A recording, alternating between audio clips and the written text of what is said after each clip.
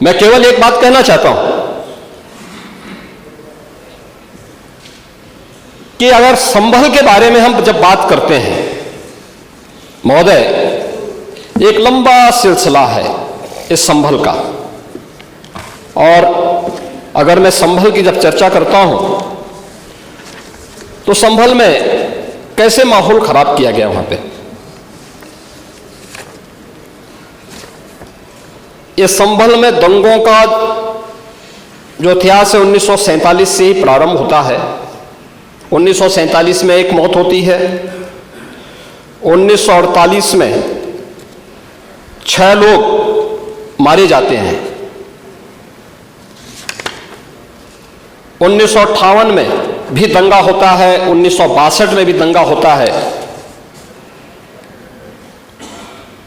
1976 में भी 5 लोगों की मौत वहां पर हुई थी,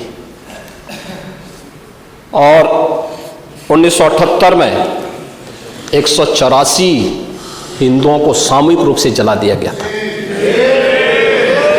184 हिंदुओं को हत्या हुई थी, हिंदुओं की हत्या हुई थी, और जलाया भी गया था, और 184 हिंदू मारे गए थे वहां। 184।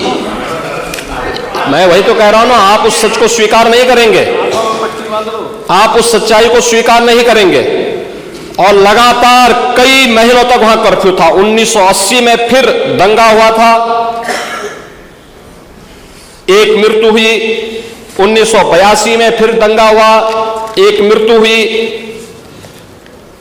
1986 में 4 लोग मारे गए, और 1990 फिर 1992 में 5 मौतें हुई, 1996 में 2 मौतें हुई। ये लगातार ये सिलसिला चलता रहा 1947 से लेकर के अब तक। 209 हिंदुओं की निर्मम हत्या वहां हुई है संभल के अंदर, 209 हिंदुओं की, और एक भी बार किसी ने उन निर्दोष हिंदुओं के लिए कभी 2 शब्द नहीं कहे, उनके प्रति, उन परिवारों के प्रति संवेदना के शब्द नहीं कहे। महोदय, जो आज घड़ियाली आंसू बहा रहे हैं, ये लोग कभी भी उन निर्दोष हिंदुओं के बारे में कभी 2 शब्द नहीं कहे।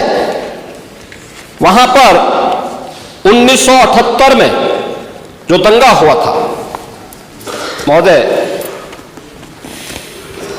किस प्रकार की स्थिति थी। एक वैश्य जिसने सबको उधार दे रखा था पैसा,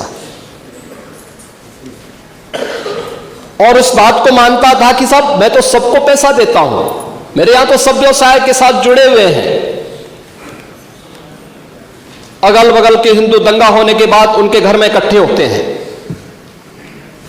इकट्ठा होने के बाद उनको घेर लिया जाता है। घेरने के बाद वो बोलते हैं, भाई आप हमें क्यों घेर रहे हैं। कहा जाता है, नहीं, क्योंकि तुम इन हाथों से पैसा मांगोगे, इसलिए उनके हाथ काटे जाते हैं, फिर उनके पैर काटे जाते हैं, और फिर उनका गला रेंत करके हत्या होती है। ये लोग सौहार्द की बात करते हैं, शर्म नहीं आती इन लोगों को सौहार्द के बारे में चर्चा करने की। 1978 से जो मंदिर आज निकल रहा है, 1978 से इन लोगों ने कभी खोलने नहीं दिया उस मंदिर को, जो आज बजरंगबली का मंदिर निकल रहा है, जो वहां पर आज 22 कुएं किसने बंद किए थे। इन 22 कुओं को भी वहां पे बंद किया गया, और वहां का माहौल इतना तनावपूर्ण किसने बनाया था। ये पत्थरबाज कौन थे। एक भी गिरफ्तारी बिना साक्ष्य के नहीं हो रही है। और याद रखना, जिसने पत्थरबाजी की होगी, जिसने माहौल खराब किया होगा, उसमें एक भी बचने वाला भी नहीं है, एक भी नहीं बचेगा।